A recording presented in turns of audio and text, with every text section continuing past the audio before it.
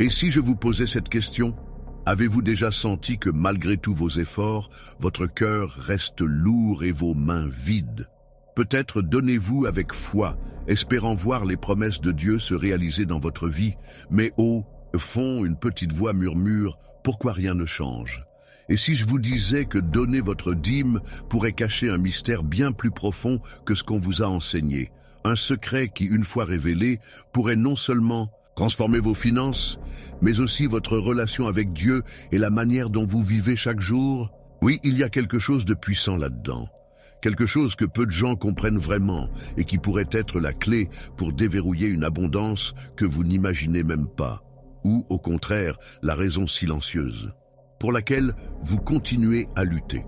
Pensez-y un instant. Pourquoi certains prospèrent en donnant si peu, tandis que d'autres, comme vous peut-être, restent fidèles, sacrifient et pourtant les factures s'accumulent toujours? Est-ce une question de chance, de foi, ou y a-t-il une vérité cachée que l'Esprit Saint veut vous montrer aujourd'hui? Cette vidéo n'est pas juste une étude biblique. C'est une invitation à plonger dans une révélation qui pourrait changer votre perspective et, avec elle, votre réalité. Que diriez-vous si, en comprenant vraiment ce que Dieu attend de votre dîme, vous découvriez un pouvoir spirituel capable de briser les chaînes de la pauvreté et d'ouvrir des portes que vous pensiez fermées à jamais? C'est une pensée qui donne des frissons, n'est-ce pas? Une pensée qui mêle espoir et crainte, mais surtout une curiosité brûlante. Et si tout ce que vous saviez sur le fait de donner était sur le point d'être bouleversé? Philosophons un peu. Dans ce monde où tout semble tourner autour de l'argent, pourquoi est-il si difficile de voir les bénédictions promises?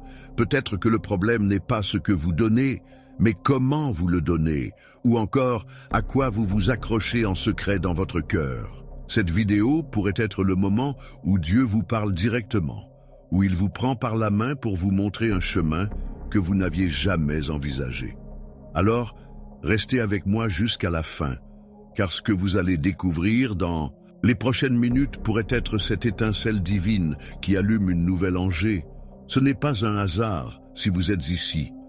Dieu a un plan pour vous, et il veut vous parler à travers ce message. Avant de commencer, j'aimerais vous inviter à faire quelque chose de simple mais puissant. Dans les commentaires, écrivez cette phrase. « Je suis prêt à entendre la voix de Dieu aujourd'hui. » Pourquoi? Parce que chaque fois que vous déclarez votre foi, quelque chose se passe dans le spirituel. Cela renforce votre cœur et encourage les autres qui liront vos mots. Ensuite, prenez une seconde pour liker cette vidéo. En faisant cela, vous aidez YouTube à montrer ce message à plus de personnes qui ont désespérément besoin d'entendre la parole de Dieu. Merci d'avance pour ce geste. Vous êtes une bénédiction et je suis tellement reconnaissant que vous fassiez partie de cette communauté. Vous savez, donner votre dîme, c'est bien plus qu'un acte financier, c'est une semence spirituelle. Et en liquant, en vous abonnant, vous semez dans ce ministère, permettant à des vies d'être touchées. Beaucoup de gens comptent sur ces vidéos comme un soutien spirituel, surtout ceux qui n'ont pas d'église près de chez eux. Votre participation active fait une différence éternelle. Alors, avant de plonger dans cette étude, laissez un commentaire, peut-être une prière, une situation où vous avez donné mais senti que rien ne changeait, ou juste un mot d'espoir. Cela nous unit dans la foi. Et voici une petite confidence. L'avant-dernière partie de cette vidéo pourrait contenir la clé pour débloquer une bénédiction dans votre vie. Vous ne voulez pas manquer ça. Alors préparons nos cœurs. L'étude commence maintenant. La semence dans le désert. Imaginez-vous un instant au milieu d'un désert aride, le soleil brûlant au-dessus de votre tête.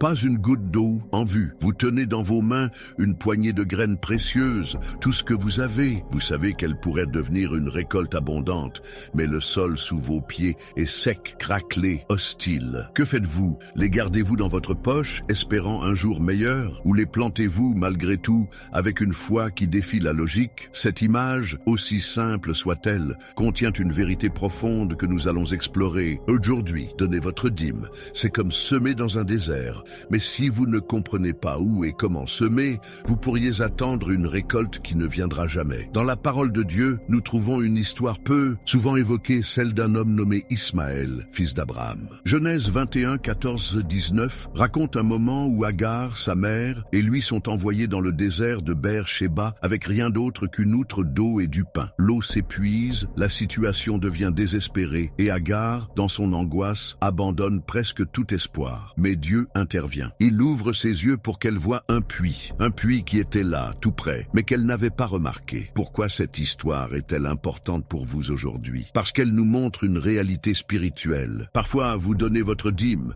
vous faites ce qu'on vous a dit de faire, mais vous ne voyez pas le puits. Vous vous sentez comme Agar, épuisé, assis dans le désert de vos luttes financières, pensant que Dieu vous a oublié. Et si je vous disais que le problème n'est pas que vous donnez, mais que vous ne regardez pas au bon endroit pour voir la provision de Dieu. Pensez à votre vie un instant. Quand vous mettez cette offrande dans le panier ou que vous envoyez cet argent à l'église, que ressentez-vous dans votre cœur? Est-ce un acte mécanique, une obligation, une case à cocher pour éviter la culpabilité? Ou est-ce une semence plantée avec intention, avec une prière, avec une attente que Dieu va faire quelque chose de grand? Trop souvent, nous donnons sans voir où va notre dîme, sans voir ce que Dieu veut en faire, sans voir le puits qu'il a déjà placé devant nous. Et c'est là que tout change. La dîme n'est pas juste une question d'argent, c'est une question de vision spirituelle. Dieu ne vous demande pas seulement de donner, il vous demande de regarder avec les yeux de la foi, de chercher sa direction,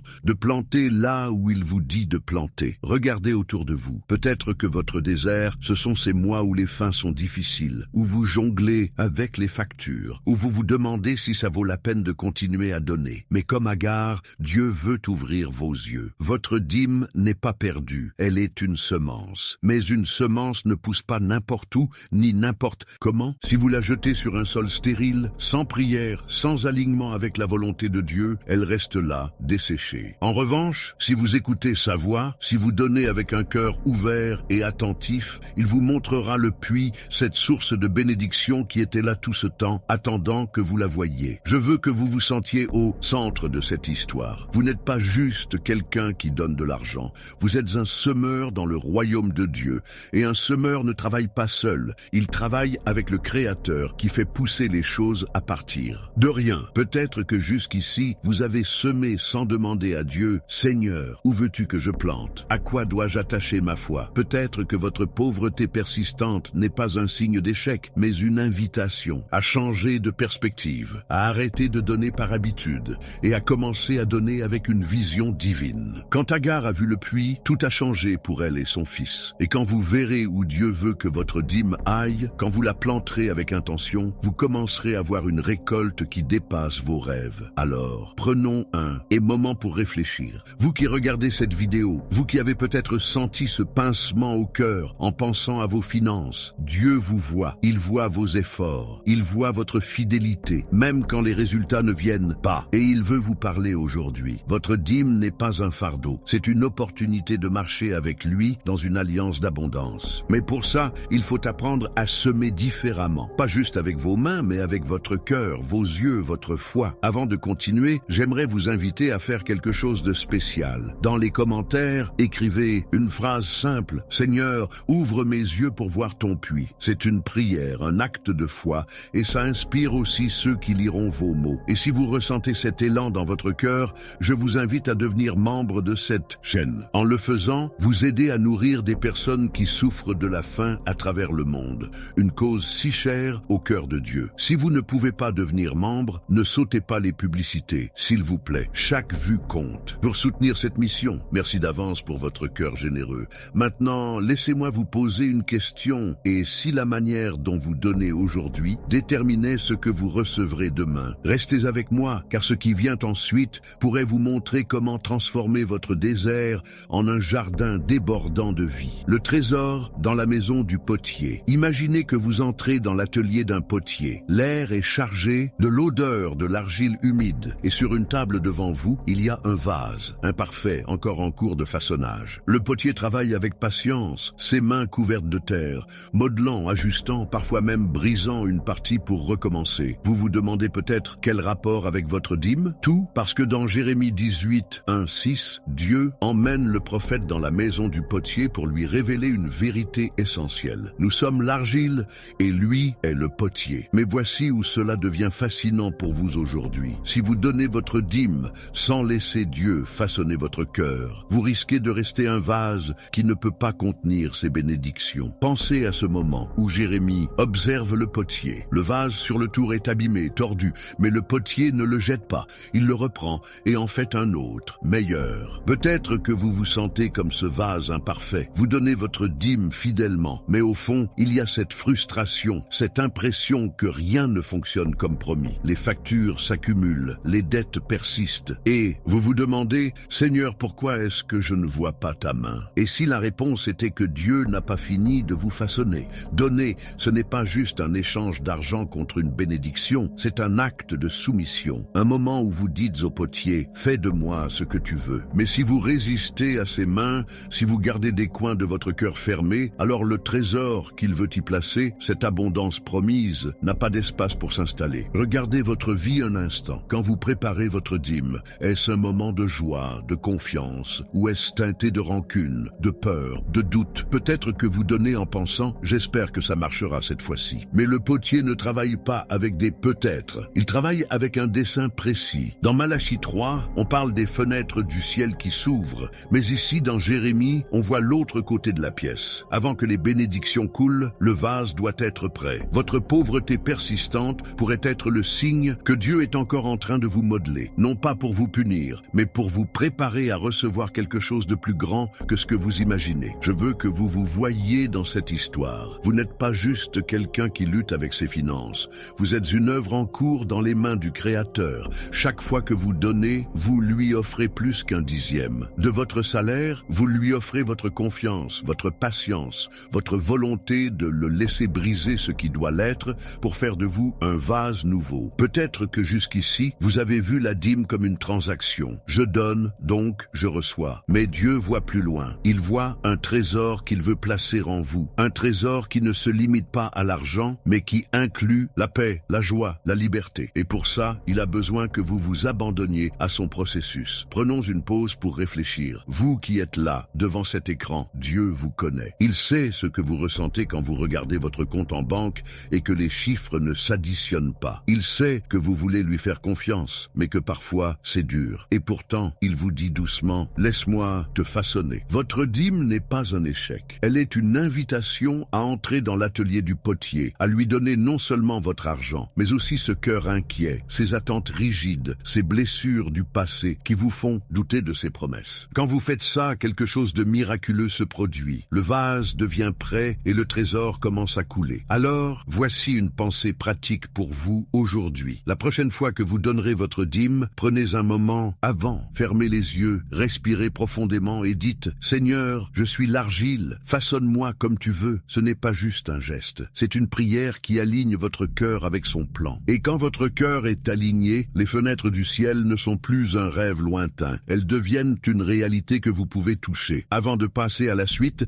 j'aimerais vous inviter à laisser un commentaire. Écrivez quelque chose de simple. « Seigneur, je suis entre tes mains ». C'est une déclaration puissante et elle encourage aussi ceux qui liront vos mots à faire confiance au potier. Merci de partager ça avec nous. Votre foi inspire. Maintenant, laissez-moi vous poser une question. Et si Dieu attendait juste un petit ajustement de votre part pour libérer une bénédiction qui changerait tout? Ce qui vient ensuite pourrait vous révéler comment faire de votre dîme un trésor éternel. Le cri de la veuve aux deux mythes, fermez les yeux un instant et imaginez-vous dans une foule bruyante près du temple de Jérusalem. Les gens passent. Les pièces d'or et d'argent teintent dans le coffre des offrandes, déposées par des mains riches et assurées. Mais au milieu de tout ça, une femme s'avance, une veuve, vêtue de vêtements usés, tenant dans ses mains tremblantes deux petites pièces, presque insignifiantes. Elle les lâche dans le coffre et personne ne semble le remarquer, sauf Jésus. Dans Marc 12, 41-44, il observe cette scène et dit quelque chose qui résonne encore aujourd'hui. Cette pauvre veuve a donné plus que tous les autres. Plus? Avec deux mythes? Oui, parce que ce n'était pas la quantité, elle qui comptait,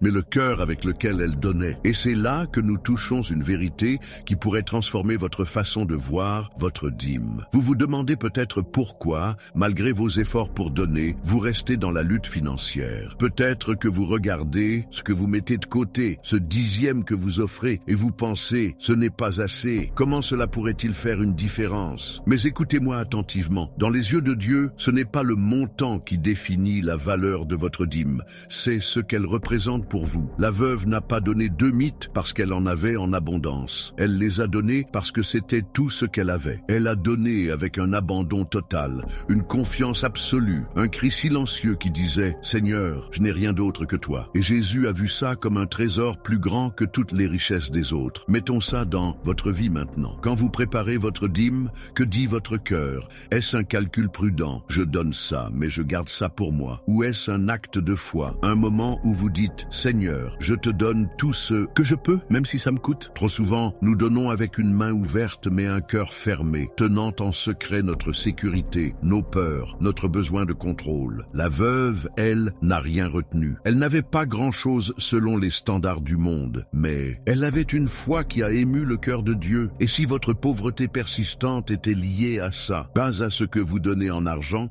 mais à ce que vous retenez dans votre esprit et votre âme. Je veux que vous vous voyiez dans cette femme. Vous n'êtes pas juste quelqu'un qui essaie de joindre les deux bouts. Vous êtes quelqu'un que Jésus regarde. Quelqu'un dont il voit chaque sacrifice, chaque effort, même ceux que personne d'autre ne remarque. Peut-être que vous pensez que votre dîme est trop petite pour compter, que vos 2 mites ne changeront rien. Mais Dieu ne mesure pas comme nous. Il regarde votre cœur et il entend le cri qu'il porte, un cri de dépendance, d'espoir, de confiance. Et quand vous donnez avec ce cri, quelque chose de puissant se passe. Vous ne donnez pas juste de l'argent, vous donnez votre vie, et c'est là que les miracles commencent. Prenons un moment pour laisser ça pénétrer. Vous qui êtes là, peut-être fatigué de donner sans voir de retour, Dieu vous voit. Il sait ce que ça vous coûte. De mettre cet argent de côté alors que vous auriez pu l'utiliser pour autre chose. Il sait que vous voulez croire en ses promesses, même quand les chiffres sur votre compte bancaire vous découragent. Et il vous dit aujourd'hui, je ne regarde pas la somme, je regarde ton cœur. La veuve n'est pas devenue riche ce jour-là, du moins pas selon ce que l'histoire raconte, mais elle a gagné quelque chose d'infiniment plus précieux, l'attention du roi des rois. Et vous, que gagneriez-vous si vous donniez avec ce même abandon? Voici une pensée pratique pour vous. La prochaine fois que vous donnerez, ne vous concentrez pas sur ce que vous perdez, mais sur ce que vous offrez. Dites une prière simple. Seigneur, voici mes 2 mites. Tout ce que j'ai, je te le donne. Ce n'est pas la taille de l'offrande qui ouvre les portes du ciel, c'est la profondeur de votre foi. La veuve a donné tout ce qu'elle avait pour vivre et Dieu l'a honoré. Peut-être que votre percée ne viendra pas en donnant plus d'argent, mais en donnant plus de vous-même, plus de confiance, plus d'abandon, plus de ce cri qui dit « Je n'ai que toi ». Avant de continuer, j'aimerais vous inviter à faire quelque chose de spécial. Dans les commentaires, écrivez « Seigneur, je te donne mes 2 mites ». C'est une façon de déclarer votre foi et ça encourage aussi ceux qui liront vos mots à donner avec leur cœur. Merci de partager ça. Vous êtes une lumière pour cette communauté. Maintenant, laissez-moi vous poser une question. Et si Dieu attendait que vous lâchiez quelque chose de plus profond que votre argent pour vous montrer sa provision? Ce qui vient ensuite pourrait éclairer un chemin que vous n'avez jamais exploré. Le champ de Boaz et la récolte oubliée. Imaginez-vous marchant à travers un champ doré, le soleil caressant les épis mûrs qui dansent dans la brise. Vous êtes fatigué, vos mains sont vides, et pourtant autour de vous, il y a une abondance qui semble hors de portée. C'est l'image que nous offre l'histoire de Ruth, une étrangère devenue une figure de foi. Dans Ruth 2:7, elle se lève un matin et dit à sa belle-mère Naomi, « Laisse-moi aller glaner dans les champs, derrière quelqu'un qui me fera grâce. » Elle ne possédait rien, mais elle a choisi d'agir, de chercher,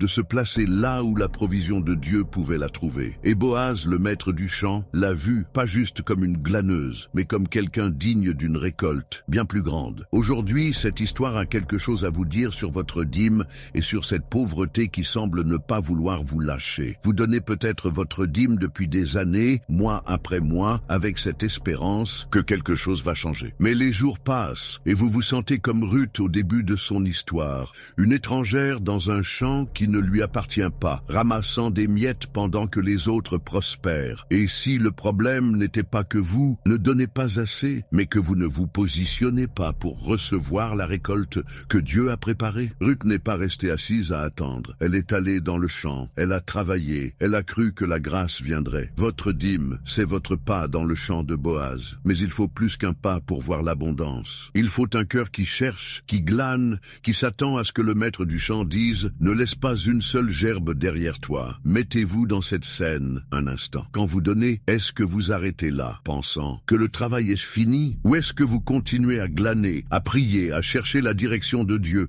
à demander « Seigneur, où est la récolte que tu as pour moi ?» Trop souvent, nous donnons notre dîme comme si c'était une fin en soi, puis nous rentrons chez nous, oubliant que Dieu veut nous inviter à rester dans son champ, à ramasser ce qu'il a laissé pour nous. Ruth n'a pas eu peur de se lever tôt, de marcher loin, de se salir les mains. Et Boaz, touché par sa diligence, a ordonné à ses serviteurs de laisser tomber des épis exprès pour elle. Dieu est comme ce Boaz pour vous. Il voit votre fidélité et il veut vous donner plus que des miettes. Mais êtes-vous prêt à glaner avec foi? Je veux que vous vous sentiez au cœur de cette histoire. Vous n'êtes pas juste quelqu'un qui donne de l'argent à l'église. Vous êtes un glaneur dans le champ de Dieu, quelqu'un qui le regarde avec amour et intention. Peut-être que votre pauvreté persiste parce que vous avez arrêté de chercher après avoir donné, vous avez planté la semence, mais vous n'êtes pas revenu voir ce qui poussait. Ruth ne s'est pas contentée de ce qu'elle a trouvé le premier jour. Elle est revenue encore et encore, jusqu'à ce que sa vie entière soit transformée. Votre dîme n'est pas une taxe que vous payez. C'est une porte ouverte vers le champ de l'abondance, mais vous devez y entrer pleinement,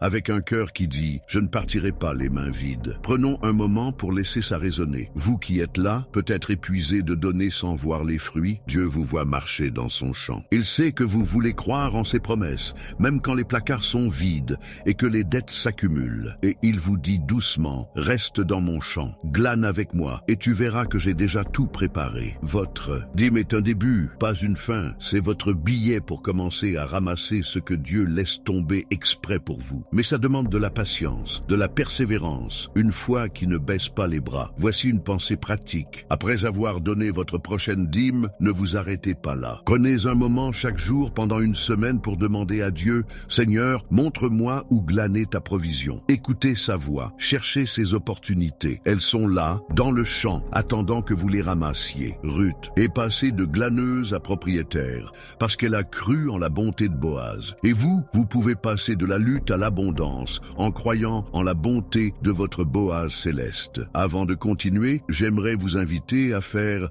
quelque chose de spécial. Dans les commentaires, écrivez « Seigneur, je veux glaner dans ton champ ». C'est une prière simple mais puissante, et elle inspire aussi ceux qui liront vos mots. Et si vous le pouvez, je vous invite à devenir membre de cette chaîne. En le faisant, vous aidez des veuves en difficulté à travers le monde, des femmes comme Ruth et Naomi qui ont besoin de soutien pour retrouver espoir. Si vous ne pouvez pas devenir membre, ne sautez pas les publicités, s'il vous plaît. Chaque vue aide cette cause. Merci d'avance pour votre cœur généreux. Maintenant, une question pour vous. Et si Dieu avait déjà laissé tomber des épis pour vous, mais que vous ne les aviez pas encore ramassés, ce qui vient ensuite pourrait vous montrer comment transformer chaque pas dans le champ en une récolte débordante. La lumière dans la tente de Job. Imaginez-vous dans une nuit sombre et froide, assis sous une tente fragile qui tremble sous les assauts du vent. Autour de vous, tout ce que vous aviez, richesse, famille, santé, s'est effondré comme un château de sable emporté par la mer. C'est là que nous trouvons Job, un homme qui avait tout puis plus rien.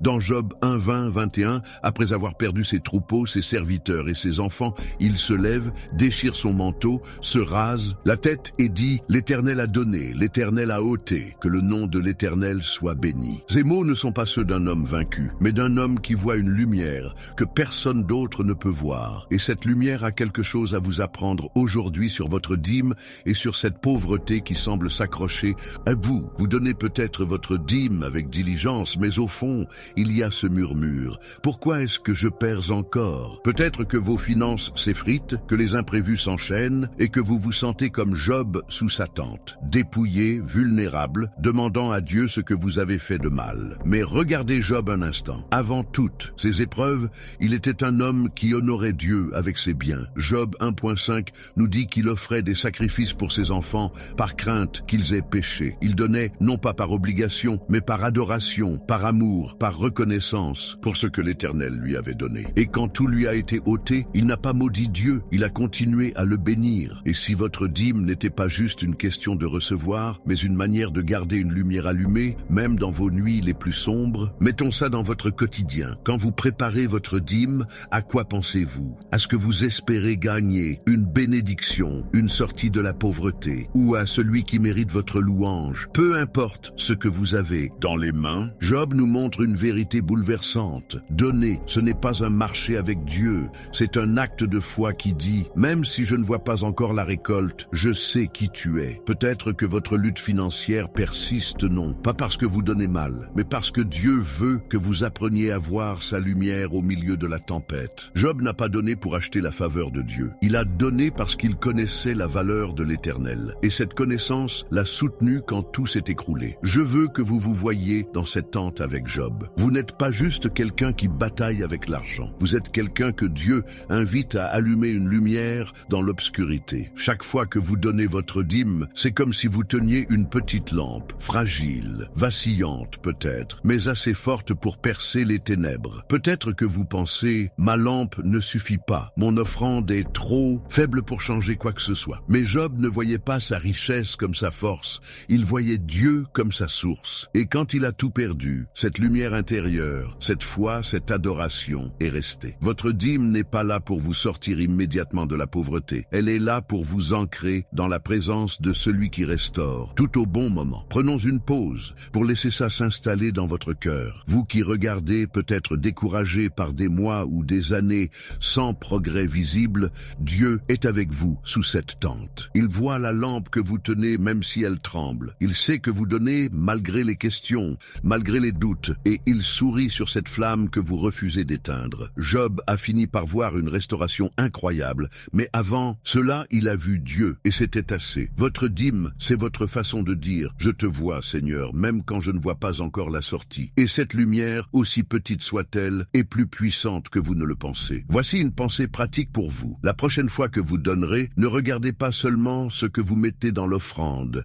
Regardez qui vous louez à travers elle. Prenez un moment pour dire « Seigneur, je te bénis, que tu donnes ou que tu ôtes ». C'est une prière qui change tout parce qu'elle déplace votre regard de votre manque vers sa grandeur. Job a découvert que la vraie richesse n'était pas dans ses troupeaux, mais dans sa relation avec Dieu. Et vous pourriez découvrir que votre dîme allume une lumière qui vous guidera bien au-delà de vos finances. Avant de passer à la suite, j'aimerais vous inviter à faire quelque chose de simple mais profond. Dans les commentaires, écrivez « Seigneur, que ta lumière brille dans ma tente ». C'est une déclaration de foi et elle encourage aussi ceux qui liront vos mots à garder leur lampe allumée. Merci de partager ça avec nous. Votre cœur illumine cette communauté. Maintenant, une question pour vous. Et si Dieu utilisait vos moments les plus sombres pour vous montrer une richesse que l'argent ne peut pas acheter? Ce qui vient ensuite pourrait révéler comment votre dîme devient une flamme que rien ne peut éteindre. Le filet jeté dans la mer, imaginez-vous,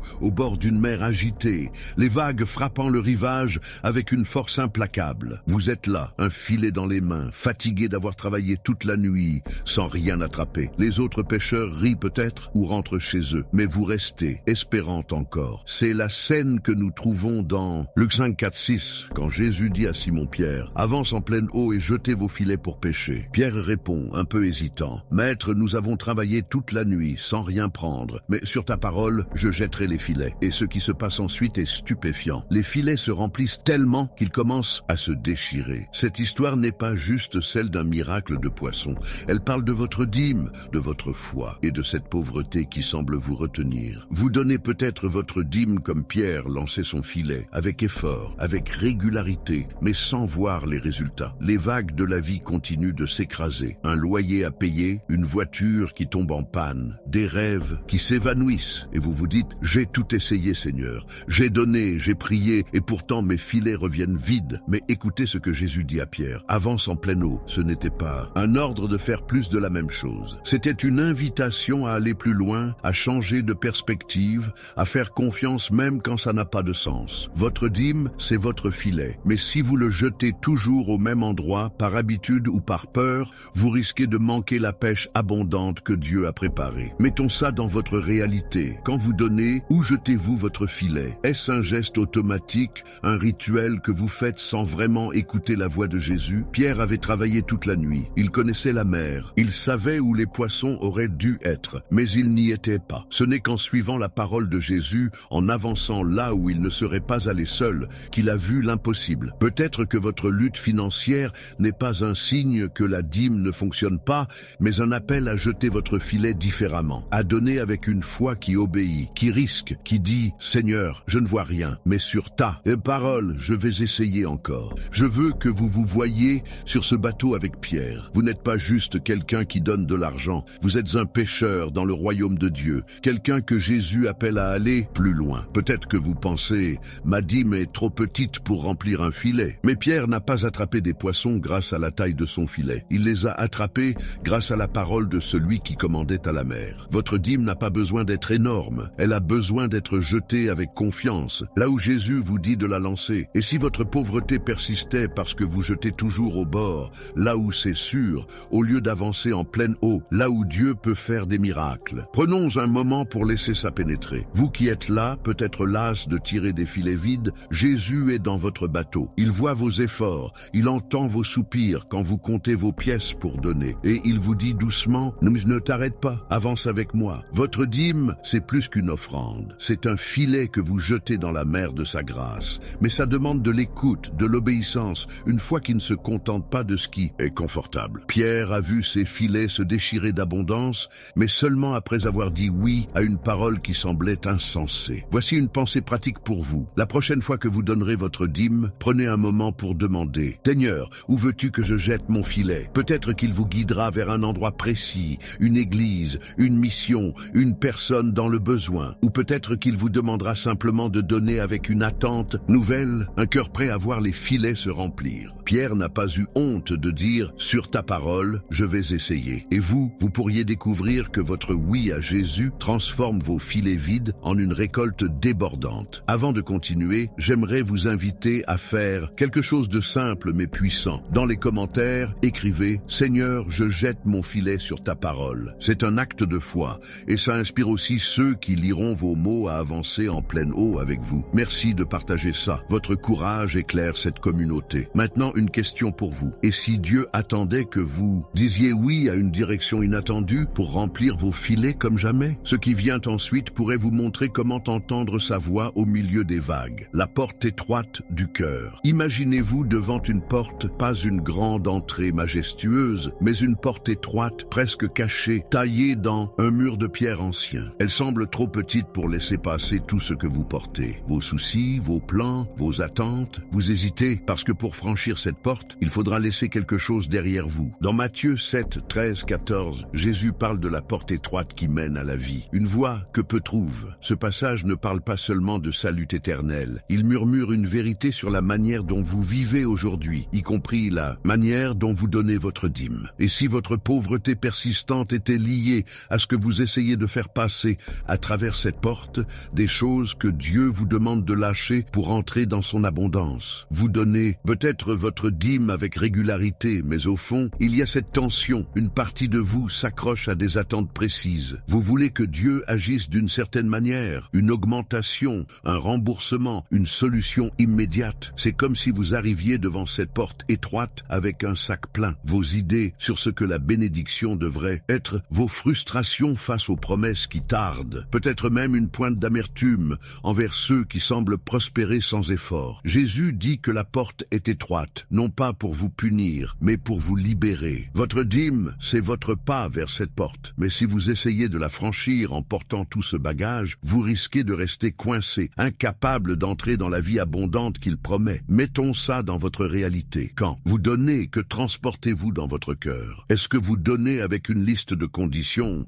Seigneur, je fais ça, alors fais ceci pour moi. Ou est-ce que vous donnez avec des mains ouvertes, prêt à laisser tomber ce qui ne peut pas passer par la porte? La porte étroite, c'est un lieu de dépouillement, mais pas de perte. C'est là que vous laissez les fardeaux qui vous alourdissent, le besoin de contrôler, la comparaison avec les autres, la peur de manquer. Peut-être que votre lutte financière n'est pas un signe que la dîme échoue, mais une invitation à poser ce sac trop lourd et à faire confiance à Dieu pour ce qui se trouve de l'autre côté. Je veux que vous vous voyiez devant cette porte. Vous n'êtes pas juste quelqu'un qui donne un dixième de ses revenus. Vous êtes quelqu'un que Jésus appelle à entrer dans une vie plus large, plus profonde, plus libre. Peut-être que vous pensez, ma dîme est déjà un sacrifice. Comment pourrais-je donner plus? Mais Jésus ne vous demande pas plus d'argent. Il vous demande plus de vous. Il veut ce coin de votre cœur qui doute encore, cette attente rigide qui vous fait dire « ça devrait marcher comme ça ». La veuve aux 2 mythes, Ruth dans le champ, Pierre avec son filet, ils ont tous franchi une porte étroite, laissant derrière eux la logique humaine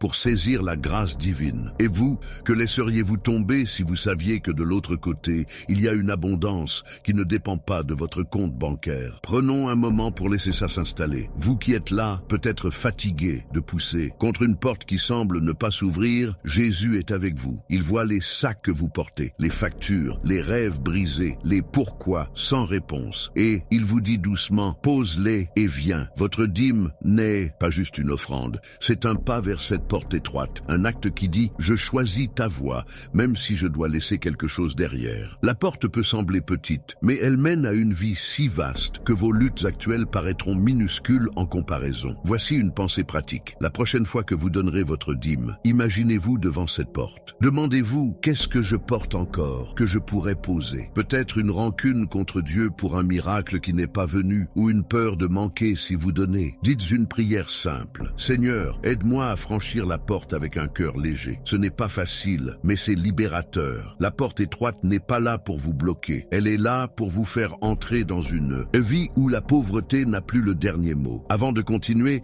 j'aimerais vous inviter à faire quelque chose de simple mais puissant. Dans les commentaires, écrivez « Seigneur, aide-moi à passer par la porte étroite ». C'est une prière qui ouvre le cœur et elle encourage aussi ceux qui liront vos mots à lâcher leur fardeau. Merci de partager ça. Votre foi est une lumière pour nous tous. Maintenant, une question pour vous. Et si ce que vous laissez derrière vous était la clé pour découvrir une richesse que vous n'imaginez même pas? Ce qui vient ensuite pourrait vous montrer comment transformer chaque offrande en un pas vers la liberté. Le figuier stérile et la foi patiente. Imaginez-vous marchant sur un chemin poussiéreux, le soleil brûlant au-dessus de vous et devant. Vous se dresse un figuier, grand, feuillu, plein de promesses. Vous vous approchez affamé, espérant trouver des fruits, mais en regardant de plus près, vous réalisez qu'il n'y a rien, pas un seul figue. Dans Marc 11, 12, 14, Jésus vit cette scène et il avait faim. Il s'approcha du figuier et ne trouvant aucun fruit, il dit « Que personne ne mange plus jamais de fruits de toi ». Le lendemain, les disciples découvrirent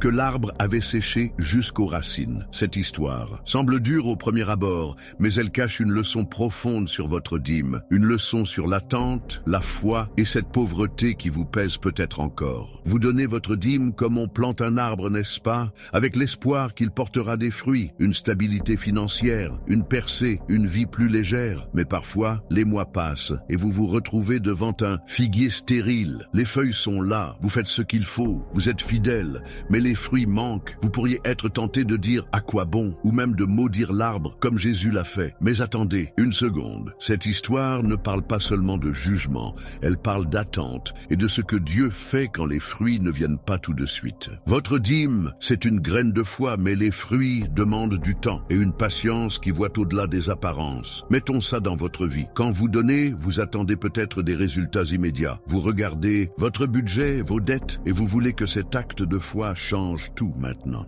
Mais le figuier nous rappelle une vérité. Dieu travaille dans des saisons que nous ne contrôlons pas. Jésus n'a pas maudit l'arbre par colère capricieuse. Il l'a fait pour enseigner aux disciples et à vous que la foi véritable ne s'arrête pas aux feuilles. Peut-être que votre pauvreté persiste non pas parce que vous donnez mal, mais parce que Dieu vous apprend à attendre avec une foi patiente, à regarder cet arbre stérile et à dire « Je sais que tu travailles, même si je ne vois rien. » Encore, je veux que vous vous voyiez devant ce figuier. Vous n'êtes pas juste quelqu'un qui donne un dixième. Vous êtes un jardinier dans le royaume, quelqu'un que Dieu forme à travers chaque saison. Peut-être que vous pensez « Mon arbre ne donne rien, ma dîme est inutile. » Mais regardez plus loin. Quand Jésus a parlé à cet arbre, il savait que les disciples verraient bientôt sa puissance et ils ont appris à croire en lui, pas en ce qu'ils voyaient à l'instant. Votre dîme n'est pas stérile, elle est dans les mains d'un Dieu qui fait pousser les choses au bon moment. Et si votre attente était une partie du miracle, une façon pour lui de vous préparer à une récolte que vous ne pourriez pas contenir? Prenons un moment pour laisser ça résonner. Vous qui êtes là, peut-être déçu par un arbre qui reste sans fruits, Dieu vous voit. Il sait que vous donnez avec espoir, même quand les branches sont vides. Il entend vos prières silencieuses précieuse quand vous regardez votre portefeuille et que rien ne semble changer. Et il vous dit doucement « Attends-moi ». Votre dîme, c'est une déclaration que vous croyez en ces saisons, pas seulement en vos besoins immédiats. Le figuier a séché, mais la foi des disciples a grandi. Et votre foi pourrait grandir aussi, jusqu'à ce que les fruits arrivent, en leur temps. Voici une pensée pratique. La prochaine fois que vous donnerez votre dîme, imaginez-vous plantant une graine sous ce figuier. Dites « Seigneur, je te fais confiance pour la saison des fruits ». Puis, pendant les jours qui suivent, chaque fois que vous serez tenté de douter, revenez à cette prière. Les arbres ne poussent pas en une nuit, et les bénédictions de Dieu ne suivent pas toujours notre calendrier. Mais elles viennent, et quand elles viennent, elles dépassent tout ce que vous auriez pu cueillir seul. Avant de continuer, j'aimerais vous inviter à faire quelque chose de spécial. Dans les commentaires,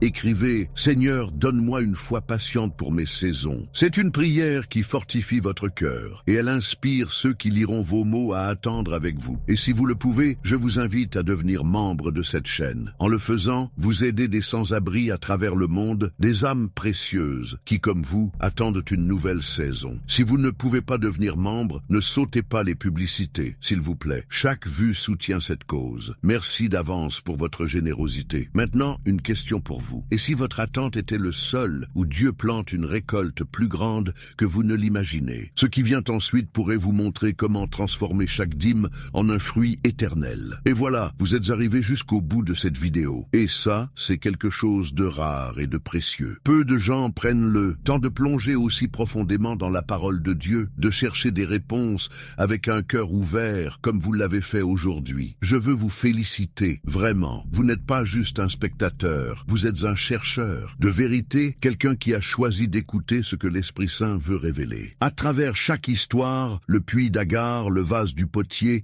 les mythes de la veuve, le champ de Ruth, la tente de Job, le filet de Pierre, la porte étroite, le figuier stérile, vous avez marché sur un chemin qui vous a rapproché de Dieu. Et ça, c'est une victoire que personne ne peut vous enlever. Nous avons exploré ensemble une question qui touche le cœur. Pourquoi donner votre dîme ne semble-t-il pas toujours briser la pauvreté? Peut-être que la réponse n'est pas dans ce que vous donnez, mais dans ce que vous devenez à travers cet acte. Votre dîme n'est pas une formule magique, c'est une danse avec Dieu, un pas de foi, un lâcher-prise, une attente patiente. Vous êtes spécial, pas parce que vous avez toutes les réponses, mais parce que vous avez choisi de rester jusqu'ici, laissant Dieu parler à votre cœur. Et je crois qu'il l'a fait. Alors, je vous invite à faire quelque chose d'unique. Dans les commentaires, écrivez une phrase qui montre votre engagement. Par exemple, « Je donne avec foi et j'attends ton temps, Seigneur ». Que ce soit original, venant de vous, pour que je puisse voir les élus qui ont marché jusqu'au bout avec moi. Maintenant, pensez à ceci. Cette vidéo pourrait être une lumière pour quelqu'un d'autre, un ami, un membre de votre famille, quelqu'un qui lutte comme vous l'avez peut-être fait. Partagez-la avec eux. Et si vous n'êtes pas encore abonné,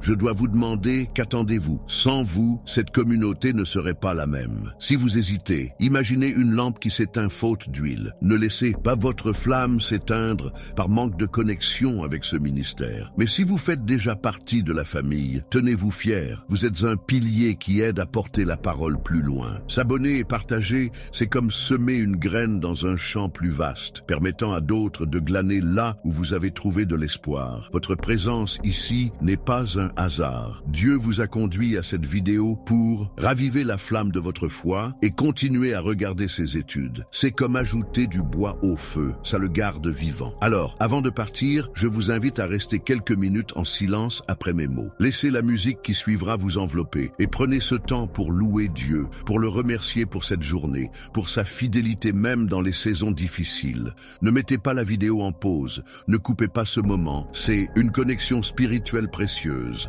un cadeau entre vous et lui. Merci d'avoir été avec moi. Que Dieu vous bénisse abondamment.